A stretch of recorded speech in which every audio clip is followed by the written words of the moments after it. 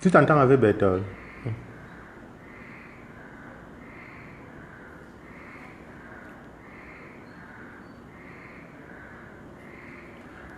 Ok, bon. Bonsoir à tous les internautes. Je suis Bernard Thiébaut.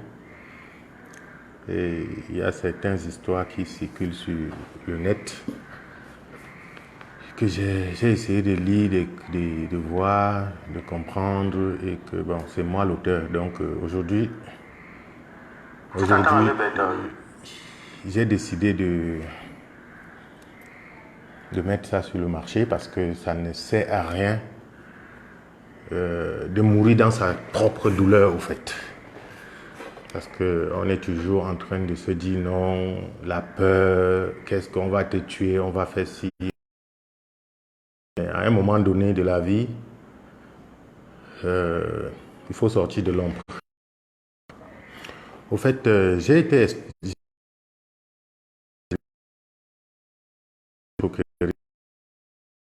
un ami, comme je faisais un peu dans la location de voiture avec mes amis de la diaspora, quand ils arrivaient ici, bon, c'était pas une société. J'ai mes propres voitures que quand ils arrivaient, mes amis arrivaient ici, ils m'appelaient, ouais, gars, on veut une voiture. Est-ce que tu peux nous prêter ta voiture, tout ça. Je faisais normal, les gens m'appelaient souvent pour faire des mariages, tout ça. Et un jour, un prétendu ami à moi qui m'appelle, je suis en Guinée équatoriale. Il m'appelle, il me dit qu'il a besoin de ma voiture parce qu'il a quelqu'un qui veut louer. J'ai dit ok. Comme je n'étais pas là, je lui ai dit que bon, il n'y a pas de souci. Le numéro, il y a quelqu'un à la maison. Tu vas aller voir la personne et il va te donner les clés de la voiture. Et bon, tu vas aller discuter avec la personne et tu viendras rendre compte à la personne parce que je ne suis pas dans... Il me dit d'accord. C'est comme ça que le gars part à la maison, il prend les clés. Il arrive, on lui donne les clés de la voiture. Heureusement que... Aujourd'hui, je dis heureusement parce que la carte grise de la voiture n'était pas à l'intérieur de la voiture. Parce que généralement, les cartes grises, je les garde, je ne les laisse pas à l'intérieur des voitures. Il prend la voiture, il part. Quand je rentre de Guinée équatoriale une semaine après, j'arrive à la maison, je dis, mais on ne vous a pas laissé l'argent ici. IA qui est venu, que tu lui as envoyé. J'ai dit non, normalement il devait venir vous laisser l'argent parce qu'il devait discuter avec quelqu'un qui devait louer tout ça. Et il devait passer vous voir. On me dit non, il n'est plus, depuis le jour qu'il a pris la voiture, il n'est plus jamais passé. Je dis comment ça? Je prends mon téléphone, je lance les deux numéros du gars, ça ne passe pas. Je vais là où il logeait, on me dit qu'il a déménagé. Je dis mais comment ça? C'est comme ça que quand j'arrive, un ami me conseille que bon, il faut, dans ce genre de choses, il faut faire une main courante. On ne sait jamais.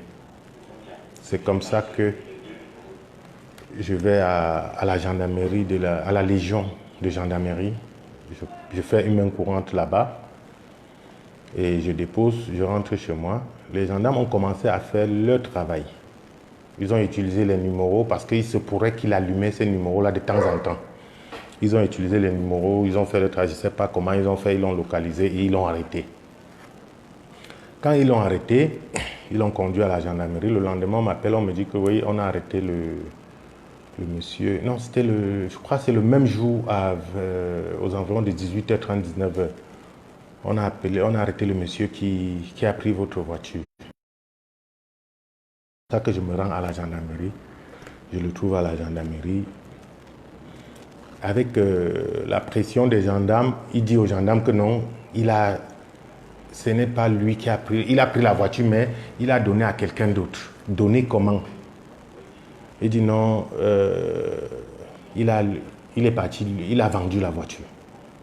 Les gendarmes, bon, tout le monde voyait ça comme si c'était un film.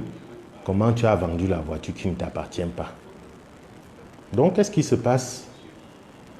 Les gendarmes ont continué les enquêtes, mais chose curieuse, ils amènent les gendarmes chez quelqu'un d'autre. On arrête la personne, on les enferme à la gendarmerie. Celui qu'on arrête, il s'appelle Ombédé. Ombédé Jean... Ombédé, c'est Ombédé qui... Ombédé Marie-Joseph. Voilà, exactement. C'est comme ça qu'on conduit. Ombédé dit que ce n'est pas lui. On dit que bon, où est la voiture?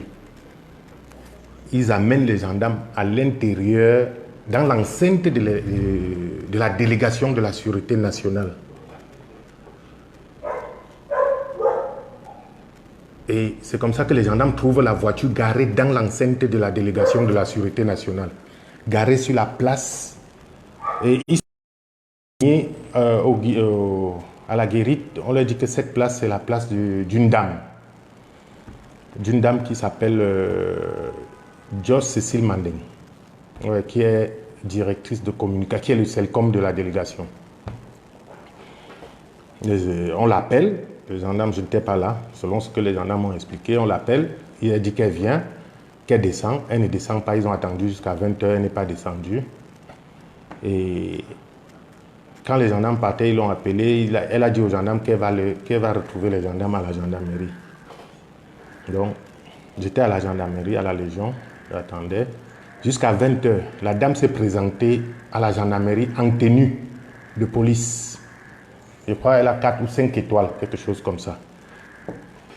Elle nous a trouvés dans le bureau de l'enquêteur, qui était le colonel Fankam à l'époque. Elle a dit, Fankam a interrogé tout le monde.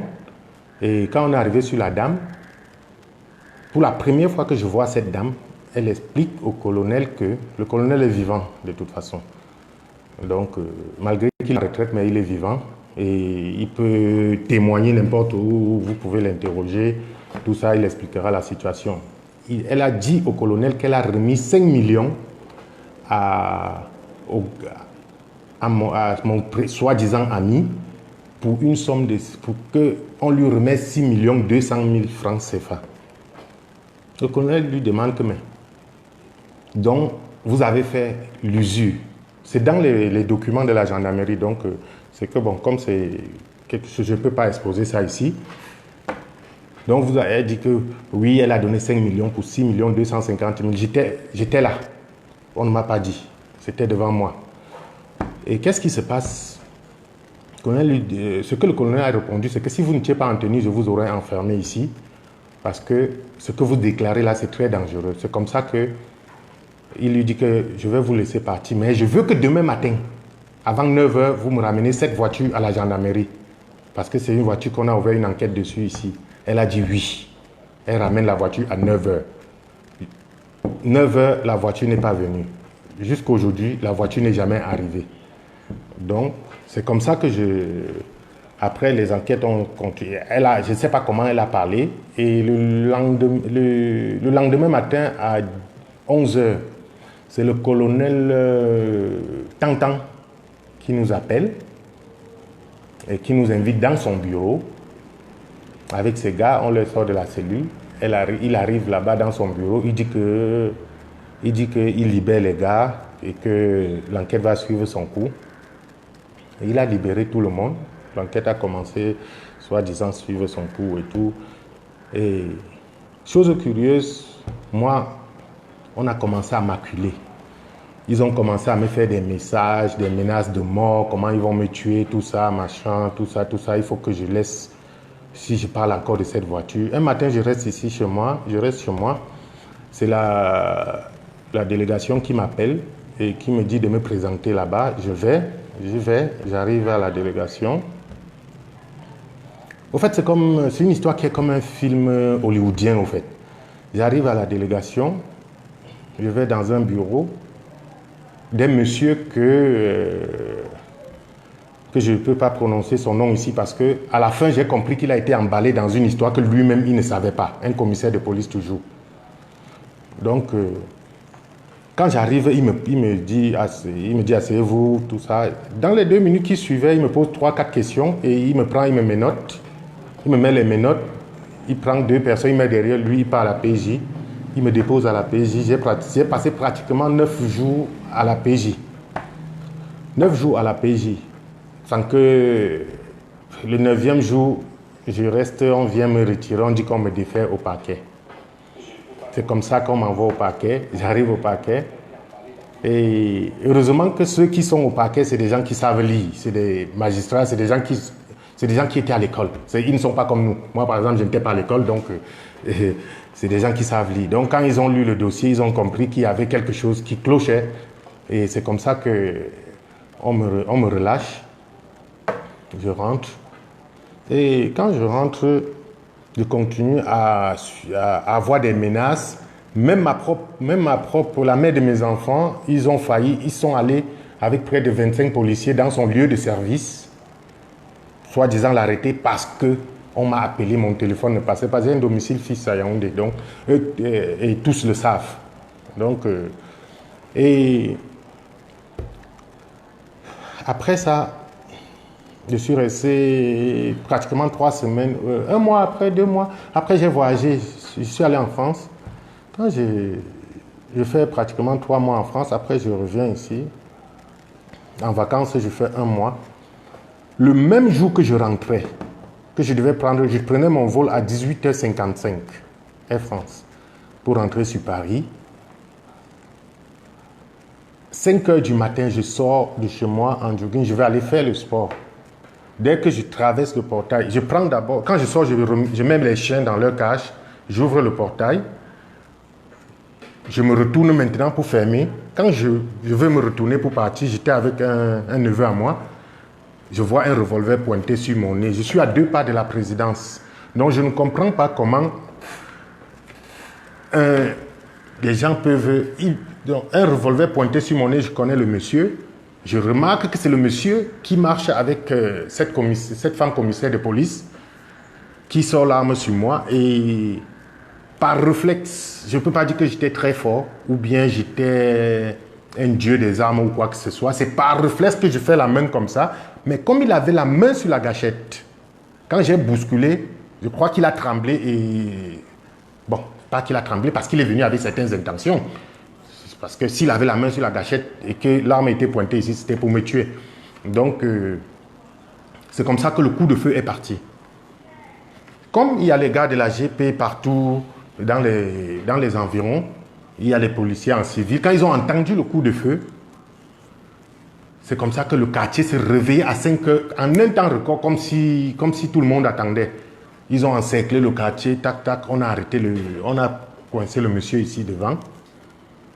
Il dit qu'il agit au compte de la délégation de la Sûreté nationale. C'est ce qu'il a déclaré. Si le commandant de brigade de Manguier, si c'est un homme honnête et un homme qui craint Dieu, il va vous répéter exactement ce que je suis en train de dire. Parce que c'est la brigade de Manguier qui était là. Donc, on nous a amenés, nous tous, à la brigade de Manguier. On est arrivé, on était assis. Le chef de quartier est venu, lui-même pour témoigner, parce qu'il était là, il a vécu la scène. Avec tous les gars du quartier, parce que ça fait quand même 15 ans, presque 20 ans que je suis dans le quartier. Donc ça fait que ça, pour quelqu'un qui n'a jamais eu même une discute avec un voisin, c'est un peu bizarre. Donc ça fait que le quartier voulait savoir exactement ce qui se passe. C'est comme ça que tout le quartier s'est rendu à Manguier, à la gendarmerie. Quand on arrive à la gendarmerie, on est assis. Je vais ouvrir une enquête pour cette histoire. Il a saisi l'arme, il l'a mis dans un plastique, il a déposé et il a dit qu'il devait ouvrir une enquête. Il devait interroger tout le monde, tous ceux qui étaient là avec des témoins et réunir le dossier parce qu'il ne sait pas si les témoins reviendront après quand on va les convoquer. Chose curieuse, il reçoit un coup de fil devant nous. Donc, pas très loin. Nous, on était là. Il reçoit un coup de fil. Parce que le gars même qui avait l'arme s'est levé, je crois qu'il envoyait des SMS. Et subitement, il reçoit le commandant. Et je suppose qu'on lui a dit, parce qu'il a répété affirmatif, affirmatif, et quand il a raccroché, il nous a dit, la hiérarchie demande qu'on n'entende personne dans cette histoire et qu'on vous envoie tous à la Légion de gendarmerie.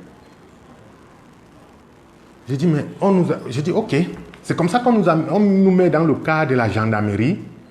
On nous amène, tous ceux que je cite, ils sont vivants.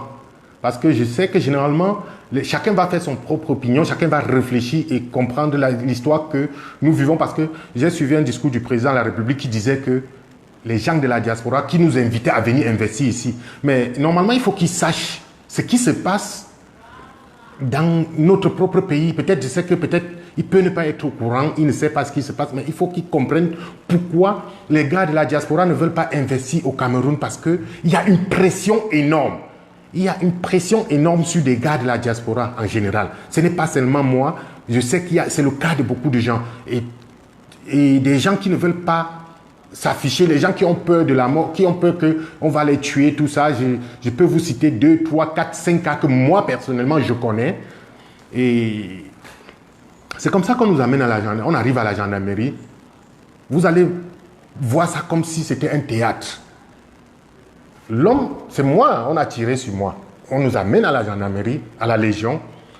Le CB de Mangué nous dépose à la Légion, et, entre les mains des gendarmes, et eux, ils partent. Il explique la situation, il remet l'arme là-bas, et quand il part, 2 minutes après, on vient me récupérer moi. On me met dans la cellule de la Légion. On m'enferme en cellule. Et quand on m'enferme en cellule, j'ai passé pratiquement toute la journée sans rien comprendre. Et même ma mère est venue là-bas, dit que mais il se pourrait, on dit qu'il est ici, tout le monde. J'ai fait appel à certains amis. En cellule, il y avait un gars qui avait un petit téléphone, que je les ai trouvés là en cellule. C'était pour, je crois que c'était des militaires, des gars du BI qui avaient fait je ne sais pas quoi. J'ai pris le téléphone, j'ai appelé et j'ai passé 2, 3 coups de fil. Et chose curieuse, même leur propre la hiérarchie de la gendarmerie qui est venue là-bas, qui a appelé, c'est des gens que je ne peux pas prononcer leur nom, qui ont appelé pour dire qu'il y a un enfant qu'on a tiré sur lui qui est dans vos locaux. Le colonel Tantan, lui seulement, je vais prononcer son nom parce que je sais que c'est une bande de personnes qui veulent m'éliminer. Mais je sais qu'ils ne pourront pas. Ils ne pourront pas parce qu'ils ont déjà essayé une fois ici chez moi, ils n'ont pas pu. Ils m'ont même promis de m'envoyer en prison pour qu'on me... Ils m'avaient dit ça, on va t'empoisonner. Ça, c'est les paroles qu'ils ont tenues. Et bon, quand tu as un Dieu et quand tu es un garçon honnête, tu sais que tu n'as jamais fait du mal. J'ai 40 ans aujourd'hui, jamais j'ai fait la cellule au Cameroun pour la première fois. C'était à la PJ. Je n'ai jamais eu de dispute avec quelqu'un dans ce pays, ni même en France, là où je vis. Et donc, vous pouvez fouiller les archives. Je suis sur Internet, je suis artiste. Donc, vous tapez mon nom, vous allez comprendre mon histoire. Et vous verrez que jamais j'ai été sali quelque part pour des futilités. Et c'est pas... et qu'est-ce qui se passe? Quand on me met en cellule, je passe la journée, le lendemain, on m'envoie au parquet. Bon, ils ont un problème, au fait, parce que, comme c'est un groupe de mafios, ils ont un problème parce que il y a des magistrats qui connaissent la loi, qui savent lire, donc qui ont étudié la loi. Donc, ça fait que, c'est ça le problème, au fait, parce que si ce n'était pas que les magistrats étaient je ne sais pas comment je peux les appeler, c'est que ce que je suis en prison, au fait. Ce que là, je ne peux pas vous parler, c'est que je suis en prison. Parce que quand le dossier, quand ils m'ont déféré, il est inadmissible. Nous sommes dans un pays de droit. On amène quelqu'un dans une gendarmerie, comme la Légion de gendarmerie du Cameroun, c'est l'une des meilleures dans ce pays, et que un certain colonel Tantan demande ma mise en détention sans demander ma pièce d'identité parce que je sors le matin pour aller faire le sport, je n'ai même pas de pièce d'identité sur moi. Je n'ai aucune pièce d'identité, donc je n'ai rien.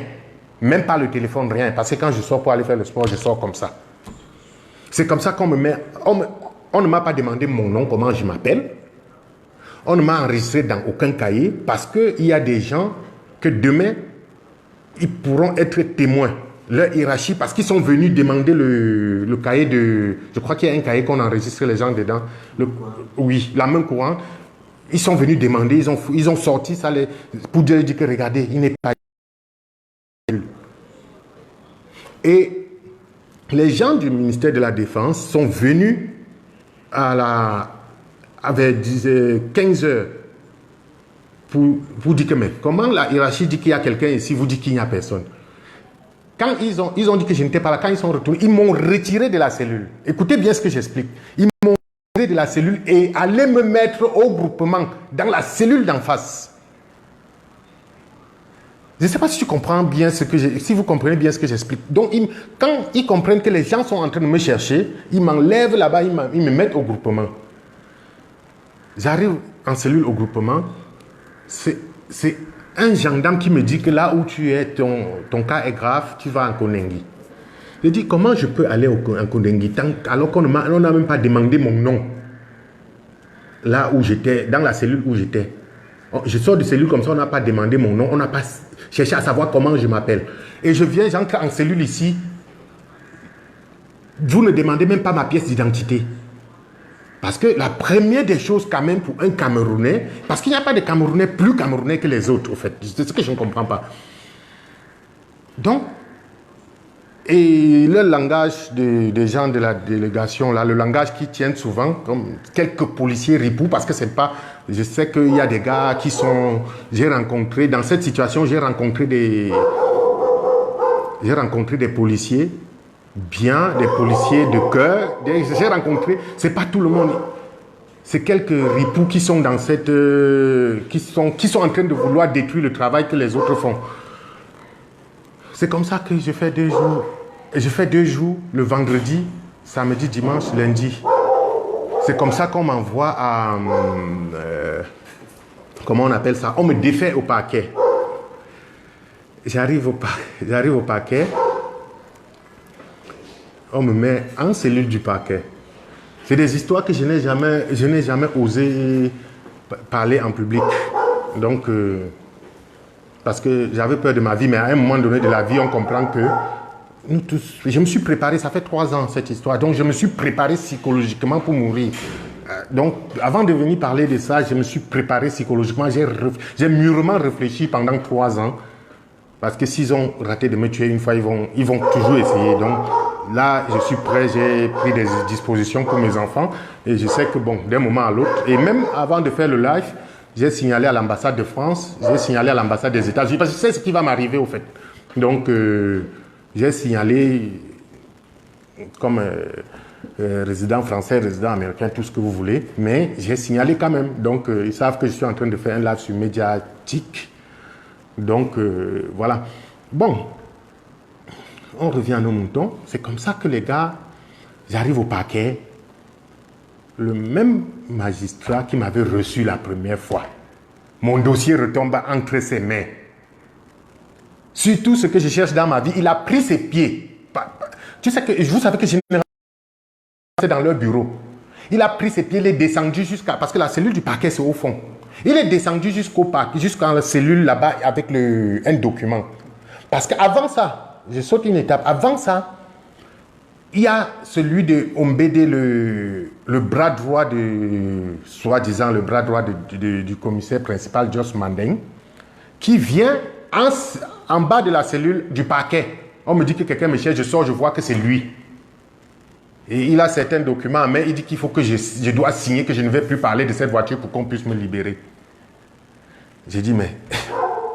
C'est quand je le vois, je dis directement au policier que vous m'appelez, vous ne me demandez même pas. C'est comme ça que je rentre dans la cellule. Et à 15h, 16h, le magistrat est descendu de ses propres pieds en cellule avec le dossier en main. Il a appelé, on m'a fait sortir. Il m'a dit, mais encore toi ici, c'est quelle histoire? J'ai dit, mais je l'explique. J'ai dit, c'est l'histoire de la même voiture. Ils veulent prendre ma chose avec la force. Et là, cette fois-ci, ils ont décidé qu'ils m'envoient en Kondengi parce que le matin, on a tiré sur moi. Et me voilà, je me retrouve ici. Ceux qui ont tiré sur moi étaient là tout à l'heure pour me demander de signer des engagements que je ne veux plus les poursuivre, je ne veux plus rien faire. Il me dit, mais c'est quelle histoire ça? C'est comme ça que... il y a des éléments du dossier que je ne peux pas sortir ça ici parce que le même magistrat a fait des mandats d'arrêt des mandats d'arrêt. Et il y a toujours des gens qui font partie de la police qui m'ont dit à moi personnellement, leur hiérarchie, que non, j'ai vu des mandats d'arrêt, mais j'ai demandé qu'on ne les arrête pas. Il m'a dit à moi, il n'a pas dit à quelqu'un d'autre. J'étais face à lui. Donc, je comprends, c'est le patron de la police. Donc, mais être patron de la police, être tout ce que tu veux dans un pays de droit, ça ne te donne pas le droit de faire obstruction à la justice. Donc, tu ne dois pas intervenir tu ne dois pas, je ne sais pas comment on appelle ça en français. Ouais, tu ne dois pas interférer aux enquêtes de la police et de la justice. Parce que quand une affaire est déjà en justice. Et ce que je ne comprends pas dans cette histoire, c'est que mon ami, quand on me convoque à la délégation, je viens trouver le type qui avait pris ma voiture avec eux là-bas. Je trouve un autre gars qui m'a volé, qui a pris une voiture chez moi, soi-disant toujours il va vendre. Il est à Lixon là. Il vendait les voitures à Lixon. J'ai déposé la voiture dans son parc pour vendre à 20 millions. Et dès que j'ai pris la route de la France, 2 mois après, je reçois un coup de fil, soi-disant le Prado a été volé. Quand j'arrive à la délégation, première des choses, je trouve le même gars là, il est là-bas, à la délégation. C'est ça qui m'a fait... Bon, j'ai compris qu'ils avaient trouvé une proie facile. Donc, et je me dis que c'était un montage de ces gars, parce que comme ils me connaissent depuis longtemps, ils se sont dit que non, lui, il néglige beaucoup de choses. Parce que j'avais un parc de voitures ici à Tinga. Bon, c'est quelqu'un qui a toujours... Il a tout mangé, tout. J'ai dit que je laisse tout entre les mains de Dieu. Donc, ils se sont dit que cette fois-ci, il va toujours laisser entre les mains de Dieu. Mais ils n'ont pas compris qu'à un moment donné, quand on laisse beaucoup entre les mains de Dieu, à un moment donné, on dit que bon, mieux je me sacrifie aussi pour aller expliquer moi-même à Dieu. Donc, mieux on me tue, je ne vais pas expliquer à Dieu. Donc, quand j'arrive à la délégation, j'explique qu'on a tiré sur moi. Bon sang. Un commissaire, les 6 étoiles là, c'est quoi? Divisionnaire ou je ne sais pas quoi. Un commissaire divisionnaire me dit que, je l'explique qu'on a tiré sur moi. Il me dit qu'ils ont vérifié et que le monsieur a son permis de port d'armes. J'ai été choqué et traumatisé. Parce que je ne sais pas que le permis de port d'armes qu'on donne aux civils, ça leur donne le droit d'aller au domicile des gens et attenter à leur vie. Ça, je ne savais pas. Je ne suis pas avocat. Parce que je n'ai même pas fait le cours élémentaire 1. Donc, je vous dis d'abord, donc si vous comprenez le français, je l'ai dit que là-bas, ça vous regarde, vous pouvez rire comme vous voulez. Bon, et qu'est-ce qui se passe? J'étais choqué et traumatisé d'entendre ça, qu'il a le permis de port d'armes. J'ai dit que waouh, mon pays. C'est comme ça qu'on nous demande de venir investir et que c'est de cette manière qu'on va nous traiter, qu'on va venir arracher nos choses par force et tirer sur nous. Et on va nous dire qu'on a le permis de port d'armes.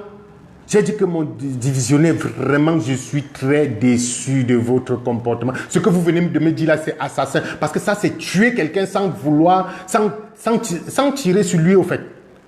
Parce que vous venez de me tuer. Parce que je n'attendais pas ça à quelqu'un. À un moment donné, j'ai dit que bon, je vais remercier mes parents de ne pas m'avoir envoyé à l'école.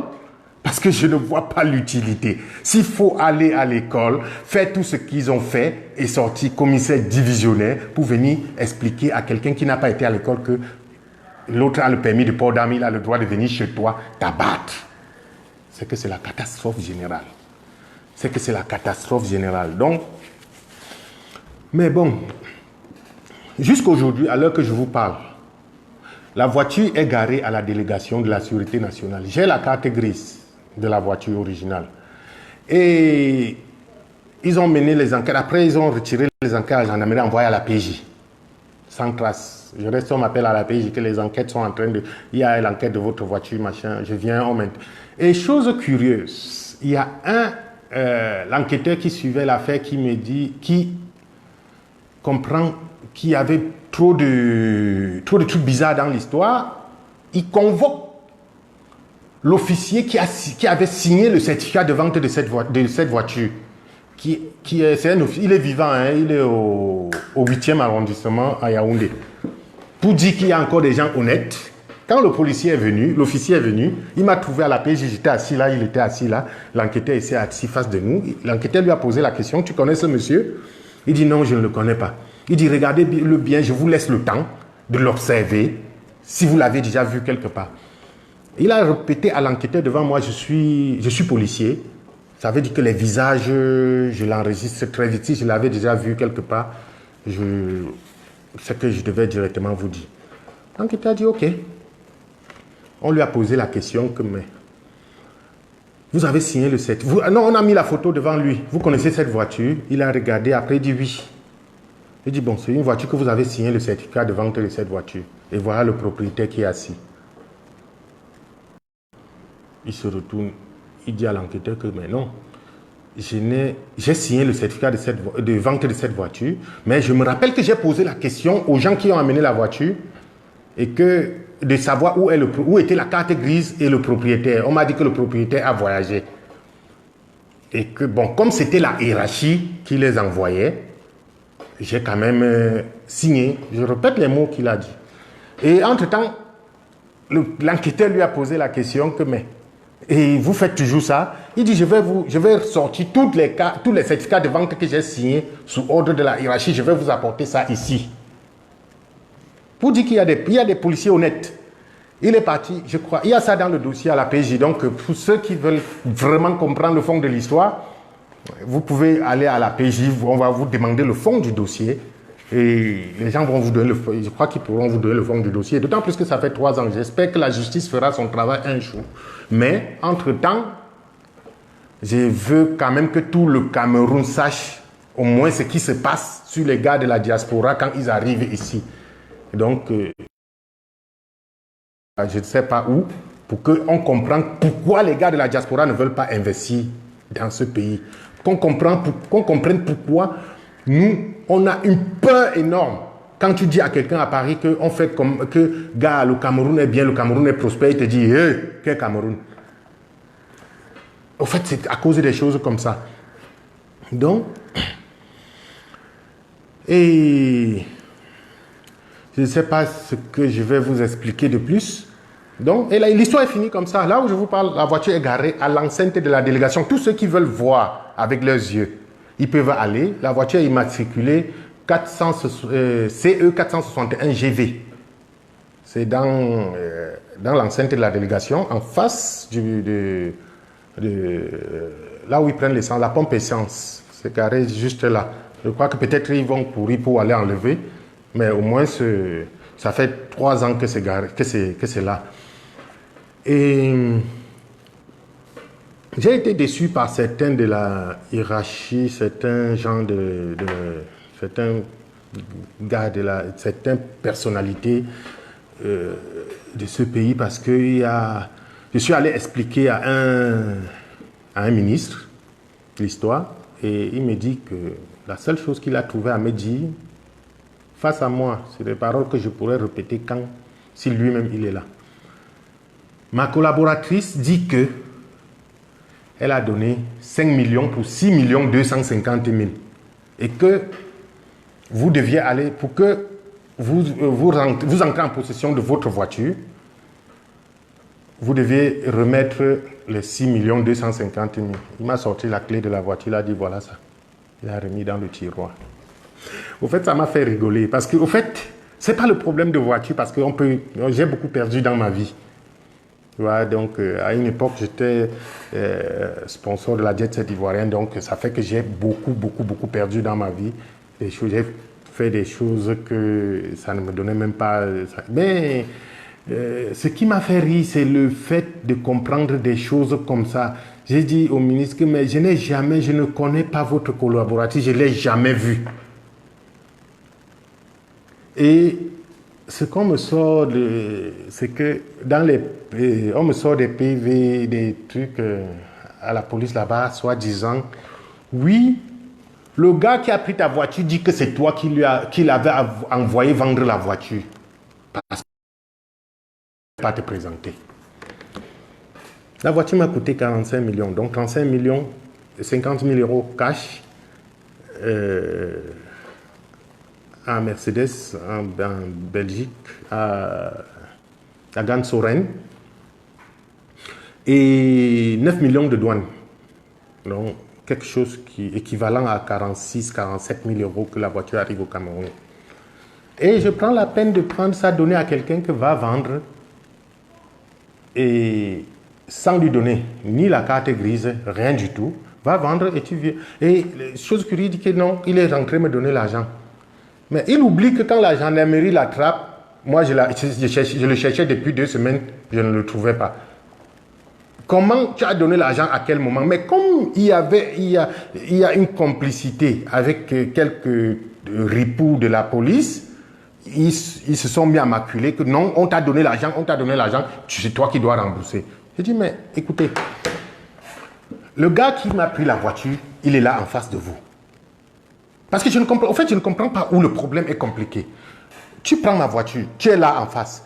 La femme commissaire dit qu'elle t'a donné 5 millions pour 6 millions 250 000. Moi, elle ne me connaît pas. Mais c'est à toi qu'elle a donné l'argent. Toi, tu es là. Mais pourquoi on ne t'arrête pas? Oui, ce qui est compliqué, qu'on t'arrête, toi qui es sur place, qui a pris la voiture, qui a pris l'argent, qui a tout pris. Qu'on t'arrête pour que tu remettes l'argent des gens et tu remettes la voiture des gens. Je ne comprends pas ce qui est compliqué là-dedans. Qu'on traverse l'homme qui a volé la voiture pour venir moi m'arrêter, que non, c'est moi qui vais donner l'argent parce que... Et après, vu les enquêtes de la gendarmerie, ce que j'ai compris, il y a des choses que je ne peux pas révéler parce que c'est... J'ai compris que, au fait, c'est un cercle, c'est des gens qui travaillent ensemble, au fait. C'est des gens qui travaillent ensemble et que, soit ils n'ont pas donné, parce qu'ils ont sorti certaines vidéos à la police pour dire que voilà, quand on remettait l'argent à l'homme qui nous a amené la voiture. J'ai compris que il se pourrait que c'est des gens qui ont une façon de... Donc, au fait, ils prennent ton bien, ils confisquent et ils disent que non, on a donné l'argent à tel pour que, comme ils savent que toi, tu as l'argent, tu aimes ton bien, tu leur donnes l'argent, et tu récupères ton bien et ils se partagent l'argent entre eux. Et il se peut que cette dame ait fait ça depuis au moins 20 ans. Donc, je ne suis pas le premier à dénoncer parce que je suis allé dans le bureau de Martinez Zogo. Un grand frère que j'ai beaucoup de respect. Je suis allé pour lui expliquer cette histoire, que voilà ce qui m'est arrivé. Parce qu'à l'époque, il m'a beaucoup aidé dans ma musique. Donc c'est un grand frère que j'ai beaucoup de respect pour lui. Et dans des situations comme ça, généralement tu penses à ceux qui t'ont donné un coup de main quand tu n'étais rien, tu te dis que avec leur sagesse, tu peux l'expliquer pour qu'il te donne sa façon de... Il te dit comment tu peux procéder. Je vous jure que dès que j'entre dans le bureau de Martinez, il me dit, oh, c'est comment, ça va, machin. Je dis, oui, je suis là et tout. Tu es au pays? Oui, je suis au pays, tout ça. Il me dit, mais comment tu ne me cherches pas? Je dis, mais je suis venu te chercher. Mais malheureusement, j'ai un problème que je vais profiter de te saluer pour t'expliquer. Là, je dis, on m'a volé la voiture, on dit qu'on a vendu, quelqu'un a pris ma voiture. Il me dit que non, ne finis pas l'histoire. Je dis quoi? Il me dit non, ne m'explique pas parce que je connais. Je dis, tu connais comment? Il me dit non. L'histoire que tu veux m'expliquer, ça fait 1 semaine, j'ai parlé de cette histoire ici à la radio. Pour une autre personne, un inspecteur, je crois un inspecteur de douane, qu'on a pris sa voiture. Et c'est là où il me dit, j'espère que ce n'est pas la femme de la délégation là. J'ai dit, hein? Il me dit, oui, j'espère que ce n'est pas elle. La Celcom, j'espère que ce n'est pas elle. J'ai dit, j'étais choqué. J'ai dit, pourquoi tu dis ça? Il me dit, ils ont pris la voiture d'un inspecteur de douane, soi-disant, ça partait au garage. Quelqu'un qui a, je ne sais pas, quelqu'un qui a créé l'amitié avec lui, soi-disant, la voiture est partie au garage. Après, le monsieur ne trouve plus sa voiture. Après, on retrouve que c'est cette dame qui a pris la voiture, soi-disant, elle a acheté la voiture. Donc, j'ai parlé de ça ici à la radio. J'ai dit, c'est la même histoire qui est en train de m'arriver comme ça. Quelqu'un a demandé ma voiture, qu'il a quelqu'un autre qui veut louer. Et c'est comme ça que je retrouve ma voiture à l'intérieur de la délégation, tout ça. Et que bon, à l'époque, il m'a dit qu'il voulait Il voulait mettre ça, j'ai dit non. C'est parce que ça, c'est la première fois que je parle de ça dans un média. Il me dit, ouais, il faut mettre ça en public. J'ai dit non, je ne peux pas. Parce que je ne sais pas, à l'époque, ma femme était enceinte des jumeaux. Donc, et elle était presque à 7 mois de grossesse, 7 à 8 mois de grossesse. J'ai dit non, je ne peux pas faire ça. Parce que si on commence à nous acculer là, je ne sais pas comment je veux commencer à fuir avec une femme à 7 mois de grossesse. Donc, je préfère garder ça pour moi, un jour peut-être. C'est comme ça que je suis sorti, je suis parti et je suis dépassé parce que c'est une histoire. Ouais, j'ai fait un courrier au délégué de la Sûreté nationale. Ouais, et mon avocat a tous les copies. J'ai écrit au président de la République, j'ai écrit au ministre de la Justice, j'ai écrit au ministre de la Défense, j'ai écrit aux gens de droit.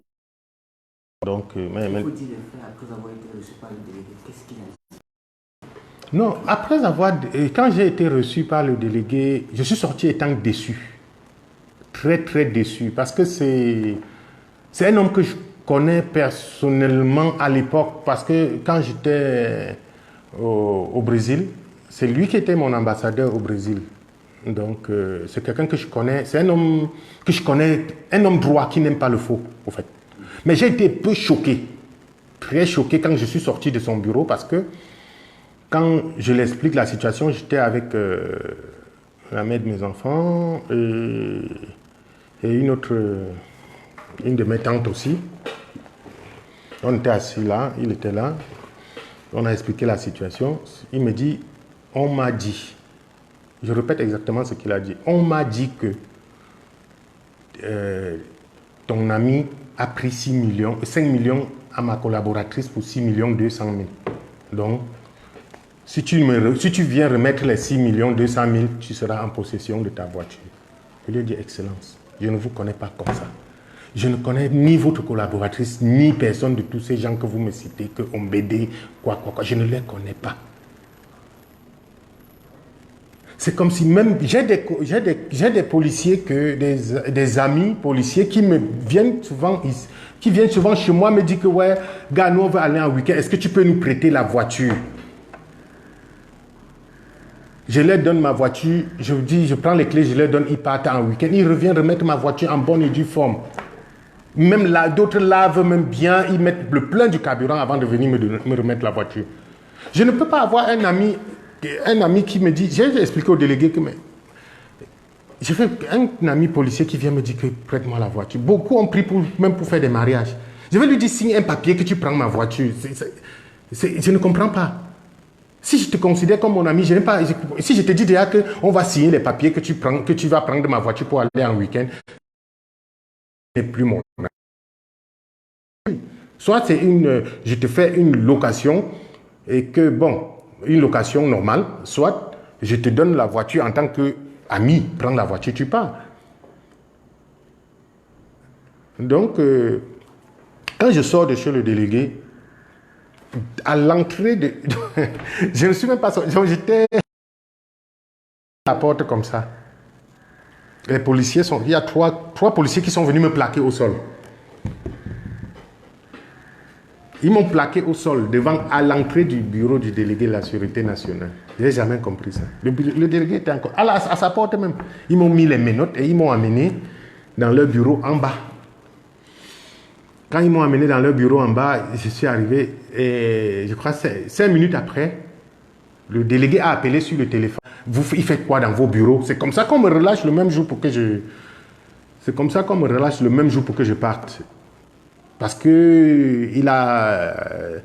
Je crois qu'il... Je ne sais pas ce qu'il les a dit au téléphone, mais c'est comme ça qu'ils me disent que on va se retrouver... On va se retrouver. J'ai dit, ok. C'est comme ça que je suis parti. C'est ça, en fait, ma déception quand je sors de chez le délégué, parce que le fait de dire « on m'a dit », je ne sais pas si vous comprenez, le langage de « on m'a dit », en tant que ministre, on m'a dit que j'aurais aimé que le délégué me dise que la voiture est garée là. Qui est le véritable propriétaire du véhicule? Il faut du véhicule à la grise du véhicule. Et celle qui dit qu'il a donné 6 millions, qu'elle amène à qui elle a donné 6 millions. Parce qu'ils sont ensemble, ils ne fuient pas. Et qu'on dit, bon, on remet les 6 millions, on remet la voiture du monsieur. L'affaire est simple et très simple. Et ce qui est curieux, c'est qu'ils ont commencé à m'étouffer tous. Oui, il a dit que c'est toi qui l'as envoyé aller vendre la voiture. Je dis, mais je l'ai envoyé aller. Tu envoies aller vendre une voiture de 45 millions à 6 millions et même sans carte grise, sans rien du tout. Comment ça s'explique ça? Parce que quand tu expliques aux gens, c'est comme si c'était un film. En fait, c'est comme si c'est la comédie, au fait. C'est comme si c'est la comédie. Je suis resté en France, j'ai reçu une vidéo du président des Républicains. J'ai suivi l'histoire parce qu'au fait, à l'époque, il y a celui de Ombédé là, c'est lui, il a d'abord mis ça sur les réseaux sociaux, il a mis ma photo en disant que je suis un bandit, des trucs comme ça. Je crois que c'est par là, peut-être lui, il a suivi ça et il a mené ses propres enquêtes. Donc j'ai vu une petite vidéo où il disait que ils ont volé la voiture, il expliquait cette histoire de voiture et il a bien précisé dans la vidéo que je crois que je dois avoir la vidéo quelque part, que la voiture est garée à l'intérieur de la délégation, je vois au parquet avec le scellé. Mais vous gardez ma voiture et vous m'envoyez tous les jours au parquet. La délégation de la Sûreté nationale n'est pas une unité d'enquête. Pour des Camerounais qui ne le savent pas. Et c'est le fait qu'il m'envoie au parquet plusieurs fois. C'est comme ça que je suis au courant que ce n'est pas une unité d'enquête. Donc, c'est une unité, peut-être c'est une unité d'enquête, mais pour les policiers. Donc, ils n'enquêtent pas sur les civils. C'est la PJ qui enquête sur les civils. Et les magistrats ont dit, mais comment un dossier qui est à la PJ, comment c'est la délégation les policiers de la délégation qui viennent toujours ici avec le dossier? Bon, comme ils savent ce qu'ils cachent, ils savent exactement ce qu'ils sont en train de cramer. Et ce n'est pas la première histoire. Le gars que j'ai dit Ombédé là, qui est le bras droit du commissaire principal Jos Mandeng. Il faut qu'il prononce bien son nom pour que ça reste dans les archives. Parce que je sais que, comme il a tenté de me tuer une fois, il va essayer une deuxième fois, une troisième fois, une quatrième fois. Donc, il s'appelle Ombédé Joseph Marie. C'est quelqu'un que je ne connais ni de près ni de loin. Il dit qu'il est le protégé de Jos Mandeng. Ce gars... Quand on me lâche au parquet, quand on me relâche au parquet, il dit que, il vient me dire, il avait garé une voiture, il vient me dire que soit j'oublie cette voiture, soit c'est la mort. Et honnêtement, je vais être un peu franche avec vous, parce qu'aujourd'hui, pour mes enfants, je me dis, pour leur sécurité, il y a des choses qu'il faut que je garde. Mais ce gars, c'est un réel criminel. Comment j'ai su que c'est un vrai criminel? Parce que ce n'est pas la première fois qu'il tire sur les gens. En fait. Parce que quand il tire sur moi, quand le dossier arrive à la gendarmerie de Manguier, je comprends les gendarmes parler entre eux. Ce gars avait tiré sur quelqu'un en Bokada, un Nigérian. Vous pouvez vérifier les faits. Il a tiré sur quelqu'un en Bokada, un Nigérian, jusqu'on l'a arrêté, aller l'enfermer au groupement de gendarmerie. Et il se pourrait qu'à l'époque, il a payé 5 millions. C'est lui qui dit. Pour récupérer son âme et pour qu'on le laisse. C'est lui qui dit. Donc, et ça veut dire que c'est la routine, en fait. C'est son travail. Il fait ça tout le temps. Et c'est le même gars. Il vient d'être... mon pays. En fait, des fois, je pense que ça me fait rire. Parce que le même gars vient d'être libéré il y a 1 mois et demi au parquet pour une histoire de voiture. Toujours. Donc, au fait, le même scénario. Mais je crois qu'il a trouvé quelqu'un qui était un peu plus Bon, moi, il n'y a pas de gardien. Je n'ai même pas un gardien de Africa Security dans ma famille. Donc, peut-être il a trouvé quelqu'un qui avait aussi un petit policier dans sa famille, un truc comme ça. Et on l'a enfermé, jusqu'on l'a envoyé au paquet. Après, toujours pour l'histoire de voiture, on l'a libéré. Et il y a peut-être 2-3 mois, parce que j'ai des amis, parce qu'il y a des policiers honnêtes qui ne veulent pas accepter le faux. Parce que les gens se trompent beaucoup sur la police camerounaise, au fait. Parce qu'on se dit que non, il y a les magouilles, il y a des policiers qui préfèrent mourir pour ne pas accepter le faux. Parce que j'en connais, je parle en connaissance de cause. Des policiers qu'aujourd'hui, je peux accepter donner ma vie pour eux. Parce que j'ai vu ce qu'ils ont fait. Ils ont dit que nous, on préfère être révoqués de la police que d'accuser un innocent. Nous, on préfère, parce qu'on les a menacés d'être révoqués, ils ont dit, nous, on préfère être révoqués que de un innocent pour rien. Vous voulez qu'on envoie quelqu'un en prison pour rien? Vous avez sa voiture. Vous l'avez torturé. Vous voulez... Non, pas ici à la PJ. Partout au monde, mais pas à la PJ de Yaoundé. Vous allez aller faire ça à... Comme vous dites qu'il est Bamileke, parce qu'à l'époque, il chantait que tu es Bamileke. Il passait le temps à la PJ. Tu es un Bamileke, on va le montrer. C'est un Bamileke. On va te dire que tu n'es pas chez toi ici. Donc, et il y a un policier certains policiers qui se sont groupés, ils ont dit, bon, comme vous dites qu'il est Bamileke et que vous êtes des, je ne sais pas quoi, des bassards et que vous tenez le pays, quoi, on va vous montrer que ici, le Cameroun, c'est pour tout le monde. Il n'y a pas de Bamileke, bassards, béton, boulot. Il n'y a pas ça ici dans ce pays. On va vous montrer ça ici à la PJ.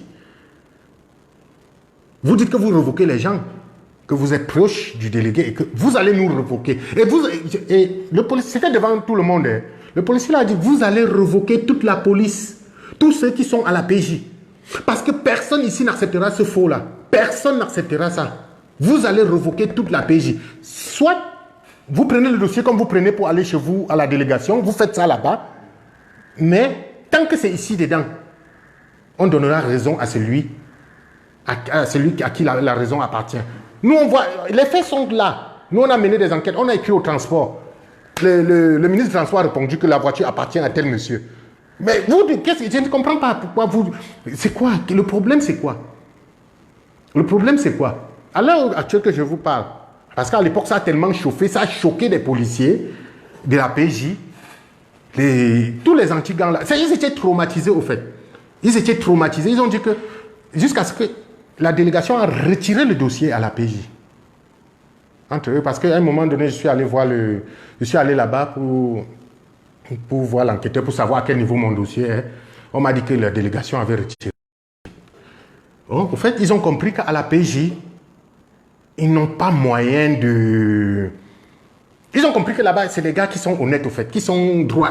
On ne peut pas les corrompre. Tu vois, si je peux appeler ça comme ça. Et c'est des gars qui n'acceptent pas les menaces. Parce que moi-même, personnellement, j'ai eu peur. Parce que j'ai compris que c'est des croque-morts qui sont là-bas.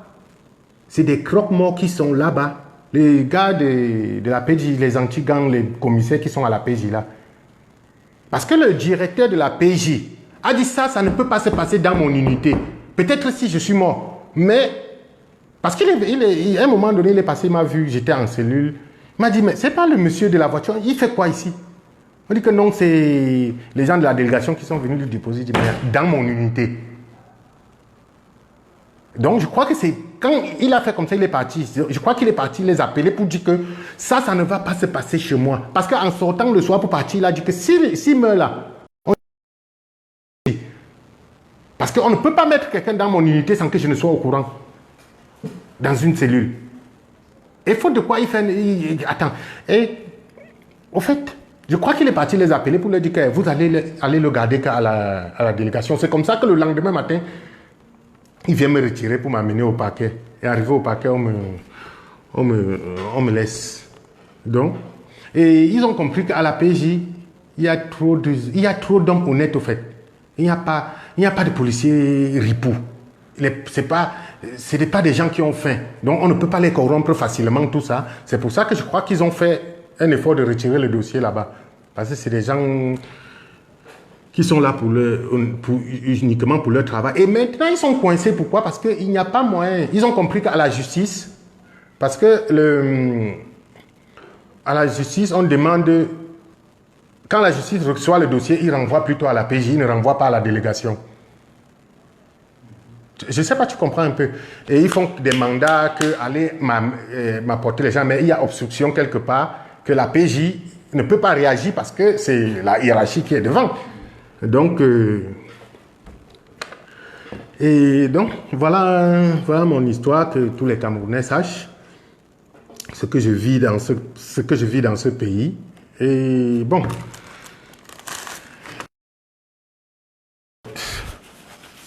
Ce n'est pas la première fois. Il y a une dame au nom de Photo, notaire agréée à Yaoundé.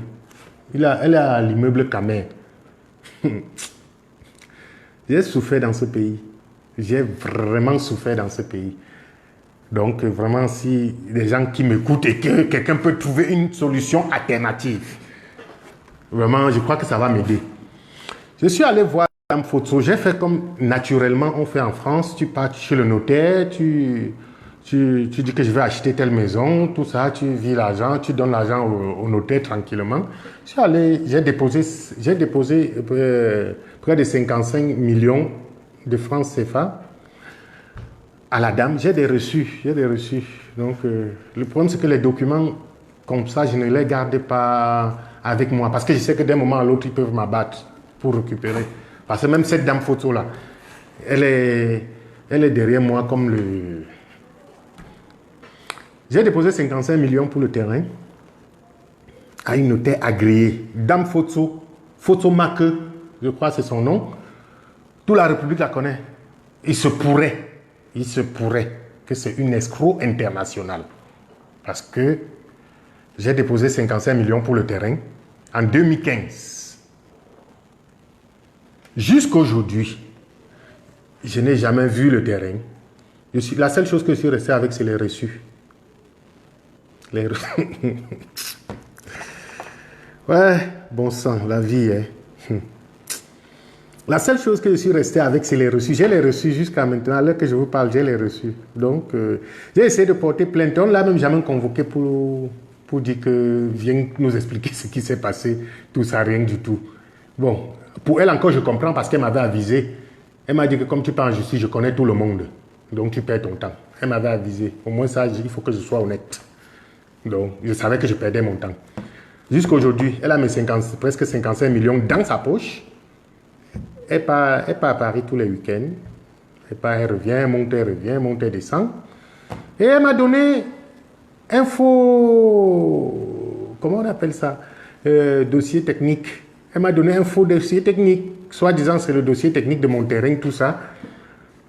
Et j'ai pris aussi... J'ai bien gardé jalousement, j'ai tout ça. Et un matin, quand j'explique la situation à quelqu'un, il me dit que donne-moi prends le dossier technique, là on va aller vérifier vraiment le terrain. Parce que en regardant sur la carte, je peux savoir où le terrain se trouve. C'est comme ça qu'il m'amène quelque part sur la route d'un fou, à Monti, après le collège Monti là. On trouve le terrain, il me dit voici le terrain, tout ça, machin. Ok. Dès qu'on entre sur le terrain, il y a certains villageois qui sortent, qui nous demandent c'est quoi, vous cherchez quoi? On dit que non, c'est un terrain qu'on a acheté. Le gars qui était avec moi, parce qu'il se peut qu'il a fait comment on appelle ça, les géomètres. Oui. Il dit que non, c'est un terrain qu'on a acheté. Le gars dit que vous avez acheté à qui? Il dit que non, on a acheté à Madame Photo, à la Kamer, tout ça. Les machettes qui sont sorties sur nous, c'est encore la cicatrice de ça. Ils ont failli nous découper, vrai. Ils ont failli nous tuer. C'est la cicatrice de ça, jusqu'à aujourd'hui. Ils ont failli nous tuer. Nous, on est partis en marathon, en courant. Et je rentre, je pars chez le notaire, je dis, voilà, je sors voilà le sang, je sors dessus le terrain là, que tu dis que tu m'as vendu. Oh, qui t'a envoyé là-bas, il fallait attendre que ton titre foncier sorte. Je dis, mais depuis 2015, le titre foncier n'est jamais sorti. 2012. Nous sommes en presque 2018 aujourd'hui. Donc 12, 13, 14, 15, 16, 17, 18. Donc 7 ans après, le titre foncier n'est pas toujours sorti. Oh non, il fallait attendre, machin. C'est comme ça que j'ai commencé à avoir les doutes. Maintenant, j'ai pris certains experts pour vérifier exactement. On voit que le terrain, le même terrain, je suis allé en fou. Quelqu'un m'a conseillé que va retirer le titre de propriété, de propriété pour voir. Je suis allé en fou, j'ai payé 10 000, on m'a donné le titre de propriété. Je vois que la même dame photo là, notaire agréé, comme je vous dis là, photo m'a cru, c'est une femme, je crois elle est Banjoum ou Baham, quelque chose comme ça. La même notaire là a pris le même titre foncier là, j'ai vu sa signature. Le moment venu, je vais afficher ça ici. J'ai vu sa signature. Elle a signé pour hypothéquer le même terrain à une banque à 45 millions. Elle a pris le même titre, c'est sa signature qui est là, hypothéquée. Et quand j'entre en profondeur, je comprends qu'elle n'a même pas le droit de vendre un terrain en faux. Donc j'ai compris que j'étais tombé comme Thomas Nguijol qui dit souvent, il est tombé comme du n'importe quoi. Donc je suis vraiment tombé comme du n'importe quoi devant ces choses-là. Donc ils ont compris que j'étais leur proie facile. Et c'est comme ça tous les gars pratiquement sur 100 gars de la diaspora, 90 vivent les mêmes situations que je vis. Donc, mais je vais faire un appel aux gars de la diaspora pour leur dire que essayez de parler. Parce que si on ne parle pas, on ne pourra pas s'en sortir. Même si on va nous tuer, mais au moins on parle pour nos enfants, pour que nos enfants ne vivent pas ça demain. Parce que là où je sais qu'ils peuvent me tuer d'un moment à l'autre, parce qu'ils sont en train de suivre ça. Ils ont déjà essayé plusieurs fois. Mais au moins, quand ils me tueront, mes enfants ne vivront pas la même chose. Parce qu'aujourd'hui, j'expliquais à une amie en Belgique, voilà, je suis fatigué et que je vais expliquer mes problèmes à la télévision, tout ça. Vous savez ce qui s'est passé? Je vous donne une brève de son histoire. Elle me dit que le Cameroun m'a dépassé mon père. Je dis comment ça? Elle me dit que mon histoire, si tu écoutes, je crois que tu vas préférer laisser pour toi et venir m'aider. Je dis, maman, je t'ai dit que moi-même je suis où? Elle me dit que sa maison est au Cameroun. Elle a son titre foncier avec elle en Belgique. Mais la maison est hypothéquée à la banque ici. Elle a son titre foncier avec elle. Mais la maison, je ne sais pas comment ils ont fait ici. Ils ont hypothéqué la maison à la banque. Mon père, expliquez-moi un peu. Je dis, le président qui nous appelle de venir investir là, au fait qu'il écoute ça et qu'il nous dise comment, qu'il nous explique comment on va faire pour s'en sortir dans un pays comme ça. Qu'il écoute, nous sommes dans un pays de droit, nous sommes dans un pays de démocratie. C'est pour ça que les gens me disaient aujourd'hui, non, ne parle pas ça étant au Cameroun, on va te tuer. Personne ne va me tuer. Personne ne va me tuer. Personne. Parce que les gens qui croient que le Cameroun c'est la barbarie, ce n'est pas la barbarie. Ce n'est pas la barbarie. Mais il y a quelques grains. Il y a quelques grains qui veulent détruire le Cameroun. Bon, ils ne veulent pas détruire le Cameroun parce qu'ils se portent pour des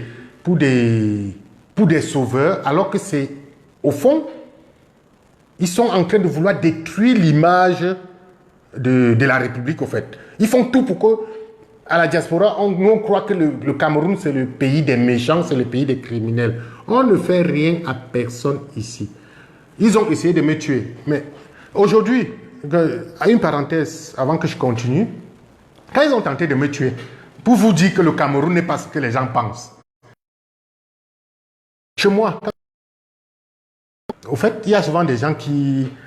Trop de gendarmes civils dans le secteur.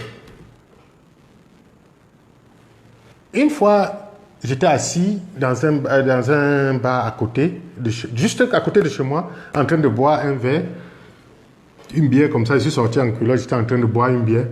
Après, il y a un monsieur qui était assis en face de moi. Il ne buvait rien. J'ai dit à la dame que c'est une bière au monsieur. Comme ça, on boit ensemble, on parle, tout ça. Tu sais ce que le monsieur m'a dit?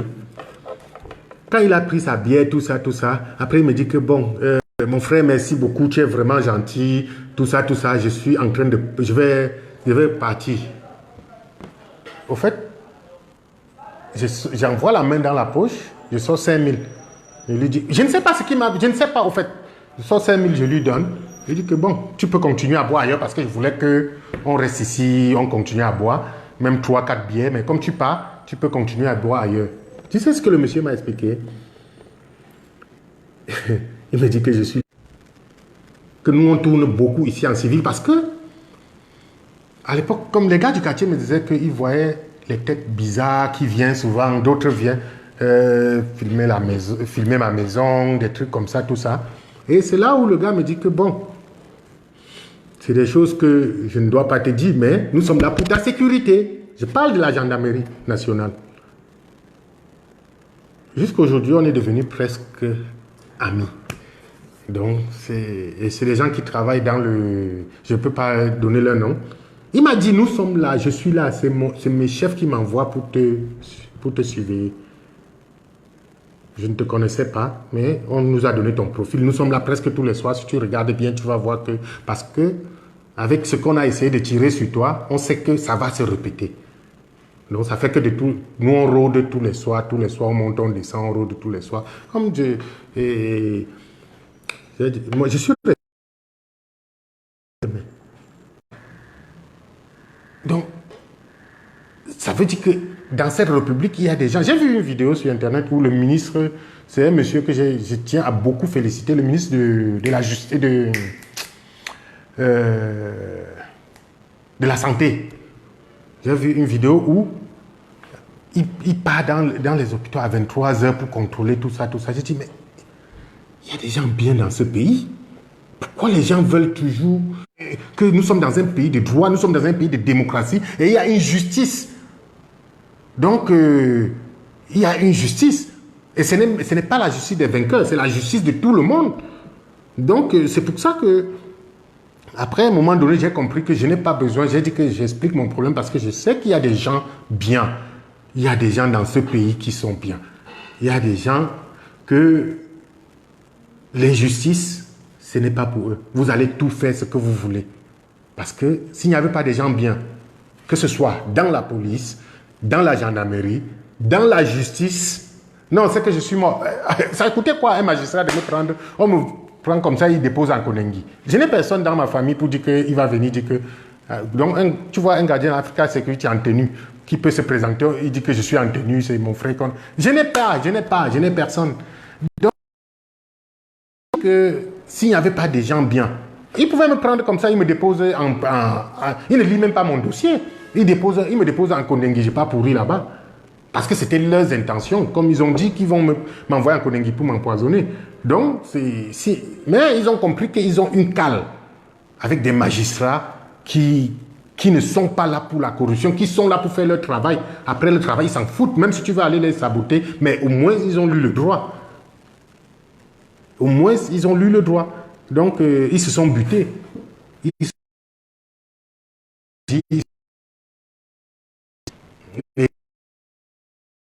Et maintenant, je ne sais pas si, avant de finir de parler ici, ils vont profiter la nuit pour aller enlever la voiture à la délégation. Mais qu'ils sachent que le propriétaire de la voiture, c'est une voiture que généralement, je loue à 100 000 la journée. Donc, et ça fait 3 ans. Mais je peux vous assurer, parce que je sais que vous me regardez, Just Manding, je peux vous assurer que vous n'allez pas vous en sortir comme ça. Vous allez payer cette voiture et payer les dommages et intérêts. Vous allez payer cette voiture. Ça fait 3 ans que c'est garé. 100 000 francs par jour. Donc vous allez calculer tout ça. Vous allez payer un jour ou l'autre. Parce que je sais que un matin, que ce soit le ministre de la Justice, que ce soit, je ne sais pas, le président de la République, en regardant son téléphone, la vidéo aussi que je fais là, ça va passer sur son téléphone. Il va dire c'est quelle vidéo, ça, il va taper. Et il va dire que ça ne peut pas se passer dans mon pays. Même le ministre délégué, Jean de Dieu Momo, comme il est... Ça fait 20 ans que tu fais ça. J'ai suivi ton dossier et je vais l'ouvrir. Parce que pour le moment, je me suis apprêté. J'ai même fait ma tombe, j'ai fait mon cercueil, mon frère. J'ai déposé l'argent pour mon cercueil. Je sais que je ne veux pas que ma famille souffre. Donc, je dépose un peu d'argent pour mon cercueil. Je sais que le jour que vous allez me tuer là, on va seulement dire que non, il avait bien préparé son cercueil. On va me prendre, on dépose dedans. Et on va m'enterrer tranquillement. On sait que c'était pour une cause noble.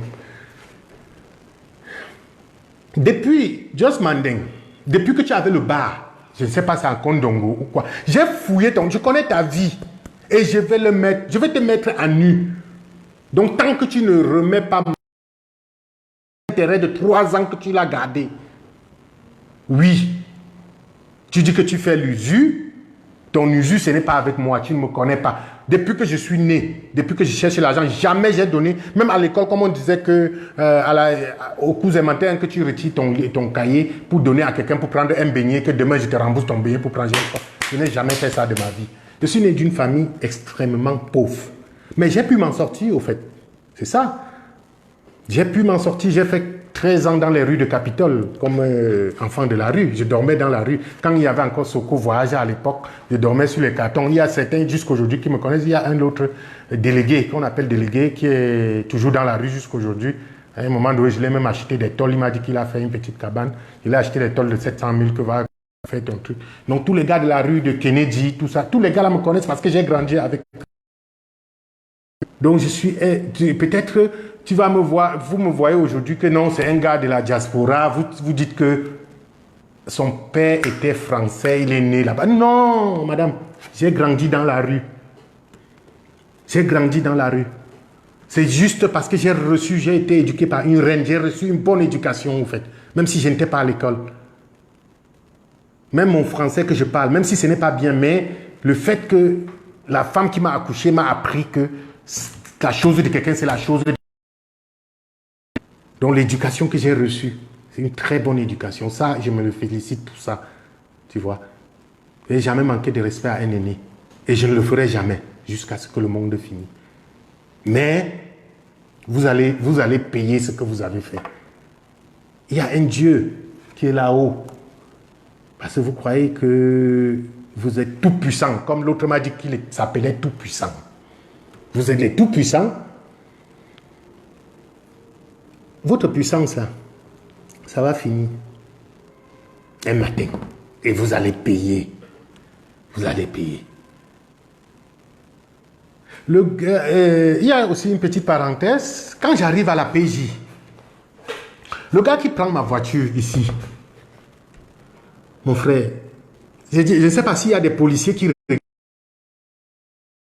Essayez vraiment de m'expliquer ce qui peut vraiment se passer dans la tête des gens qui veulent détruire les autres pour rien. La 4e ou la 5e fois que ce gars, il est connu à la PJ. Il avait pris la voiture d'un colonel Moundan.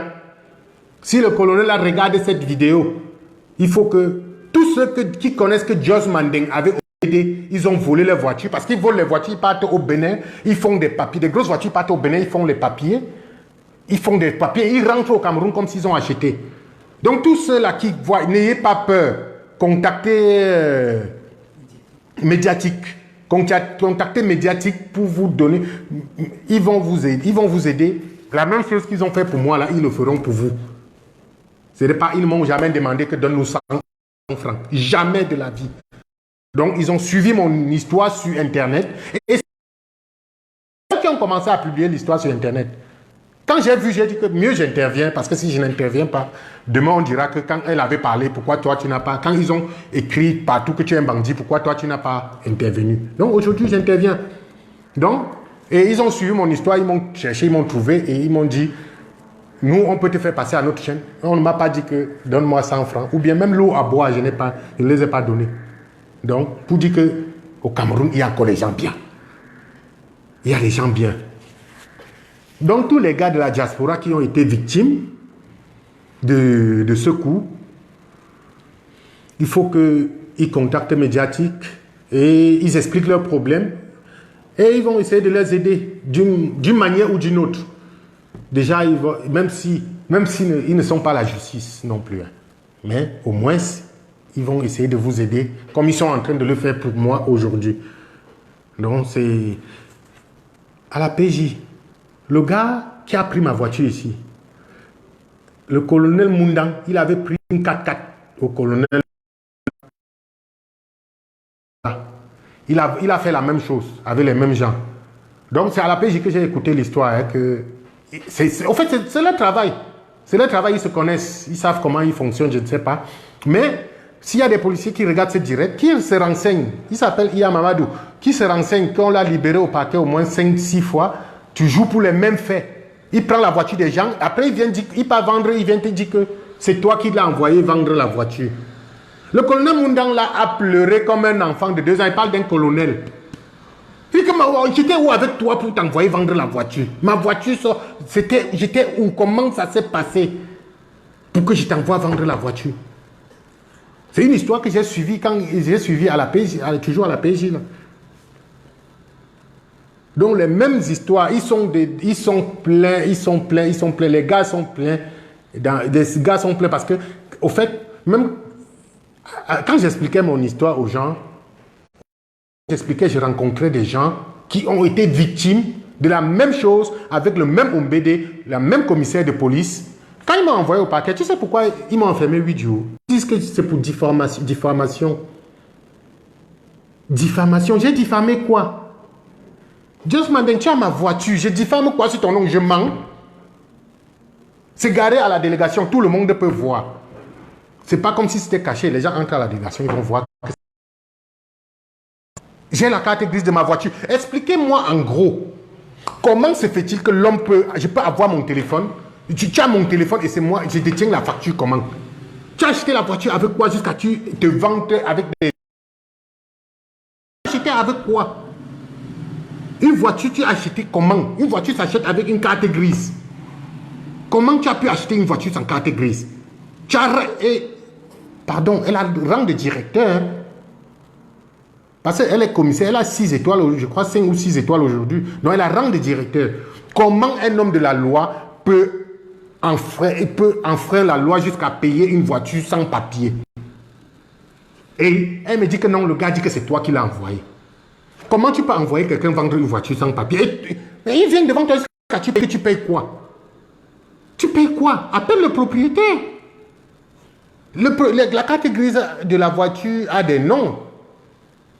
Que tu peux prendre, tu es policier, tu peux prendre, tu tapes le nom de la carte grise, tu vois l'identité, tu vois son numéro de téléphone. Aujourd'hui, le Cameroun, ce n'est plus le Cameroun d'il y a 60 ans. Avec ton numéro de téléphone, même à MTM, je tape, oh, c'est dièse, quoi, je te retrouve facilement. Avec ton nom, je peux te retrouver et retrouver ton numéro de téléphone et t'appeler, dire qu'on est en train de me vendre une voiture ici, soi-disant c'est ta voiture. Maintenant, comme elle est commissaire, voilà ce qui se passe. Elle veut se cacher. Maintenant, soi-disant son bras droit là, que c'est lui qui avait pris l'argent, c'est lui qui avait donné l'argent, ce n'est pas... La voiture est venue seulement à la délégation parce qu'il voulait se protéger. Mais c'est quoi cette histoire vous racontez aux gens? Les Camerounais ne sont pas bêtes, ils ne sont pas dupes. Ils ne sont pas dupes. Donc, en fait, elle a voulu pousser le gars devant, non, pour se couvrir. Parce qu'elle sait qu'elle est dans un sale drap. Mais elle dit que non, ce n'est pas moi. Hein. C'est lui qui avait pris la voiture. Et je voulais... Quand on a porté... Quand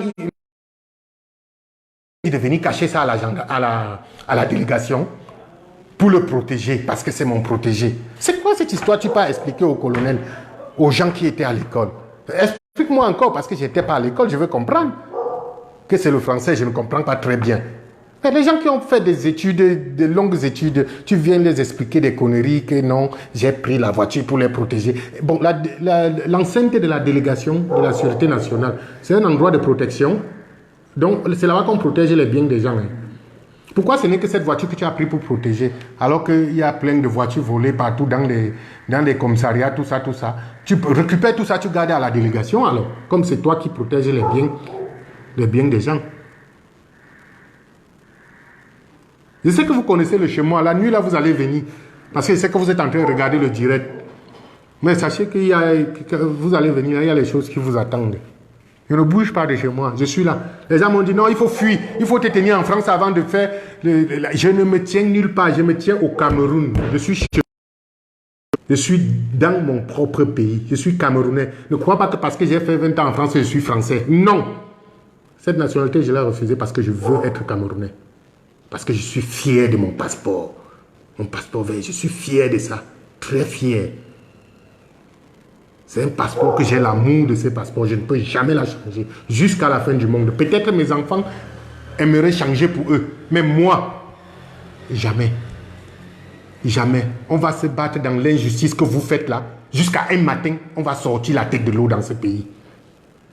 Je ne veux pas que j'arrive, parce que si ce n'était pas ça, vous deviez arriver quelque part et dire que non, c'est un Français, ou bien c'est un Américain. Non, je suis Camerounais, comme vous. Donc, on va se battre dans notre pays jusqu'à ce qu'un matin, nous tous, on va sortir la tête de l'eau. Donc, ne croyez pas que... Non. Je vous attends. Vous connaissez le chemin. Vous êtes venu une fois tirer sur moi. Ça m'a raté. Donc, je sais que vous allez revenir. Je suis là. Donc, voilà quoi. Voilà l'histoire que le Camerounais vit chez eux, dans son propre pays. Madame Fotso notait dans 1 million, elle fut avec, comme un rat. Des fois, ça me fait... Des fois, je dis seulement que... Des fois, je reste seul, je remercie mes parents. Que papa, Dieu merci, vous ne m'avez pas envoyé à l'école. Parce que s'il faut aller à l'école, sortir notaire pour venir arracher 55 millions d'un enfant, il fuit comme un rat dans les trous de souris, là. Vraiment, où est l'utilité de l'école, au fait? L'utilité, c'est quoi? L'utilité, c'est quoi? L'utilité, c'est quoi? Un enfant de la rue. Je sors de la rue, je deviens ce que je suis devenu aujourd'hui. Toi qui as passé ta vie à fréquenter notaire agréé, tu gardes le nom de tous les notaires du Cameroun. Maintenant, les gens, on peut, quand tu dis notaire, on dit que c'est un vrai notaire. Mais ce n'est pas les notaires comme Fotso là. Je voulais acheter un petit terrain là dernièrement. On m'a amené chez une autre dame notaire. Elle a dit, hey, est-ce que ce n'est pas encore notaire Fotso, les mêmes notaires Fotso là? On m'a dit non, elle est correcte. Elle a dit bon, ok, j'essaye. Et j'ai quand même essayé. Parce que finalement, elle garde le nom de tous les notaires du Cameroun. Avec cette escroquerie là, elle garde le nom de tous les notaires. Les gens ont peur du notaire pour rien. Donc voilà mes frères. Si vous entendez que je suis mort, sachez que c'est Ombédé, Marie-Joseph et Jos Mandeng, le CELCOM, directeur de communication de la délégation de la Sûreté nationale. Vous savez que c'est les deux là qui m'ont tué. Donc, et j'allais oublier quelque chose. Au fait, le policier qui me met en cellule pour la première fois pendant 9 jours, tu sais ce qui se passe? J'étais assis quelque part avec quelqu'un que je ne peux pas prononcer son nom ici, qui est un agent de renseignement, qui a pris le téléphone.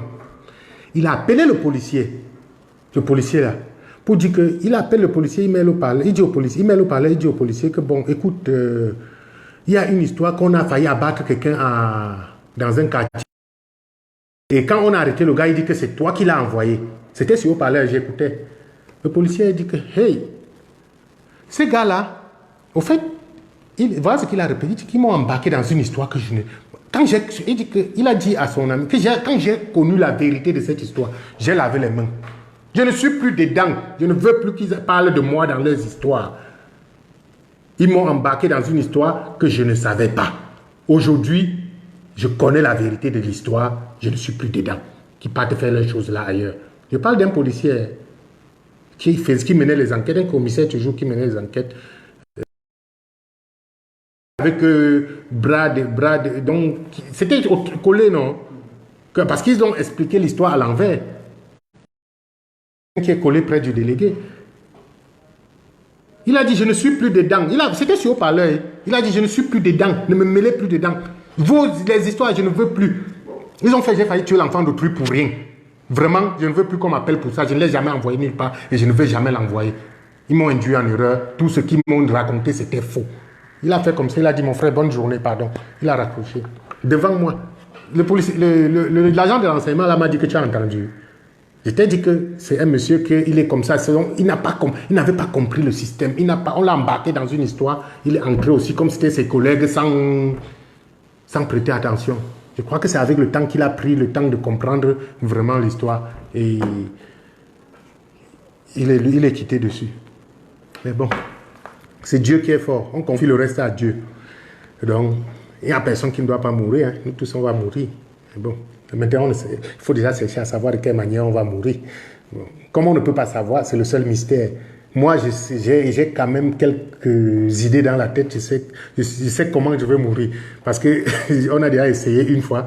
Donc, ils m'ont dit que soit c'est le poison, soit ils vont tirer sur moi. Donc